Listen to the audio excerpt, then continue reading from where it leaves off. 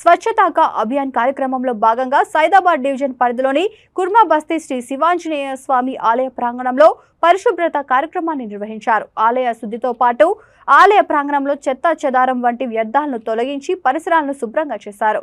ఈ సందర్భంగా నగర మాజీ డిప్యూటీ మేయర్ సుభాష్ చందర్ జీ మాట్లాడుతూ ప్రధానమంత్రి మోదీ ఆదేశాల మేరకు స్వచ్ఛతా కా అభియాన్ కార్యక్రమాన్ని ఆలయాల్లో కొనసాగిస్తున్నామని, పరిసరాల పరిశుభ్రత ప్రతి ఒక్కరూ పాటించినప్పుడే స్వచ్ఛత ఉంటుందన్నారు. ఈ కార్యక్రమంలో సైదాబాద్ డివిజన్ కార్పొరేటర్ కొత్తకాపు అరుణ రవీందర్ రెడ్డి, బీజేపీ నాయకులు గోపి, బీజేపీ వైఎం నాయకులు, మహిళా మోర్చా నాయకురాలు సంధ్య తదితరులు పాల్గొన్నారు.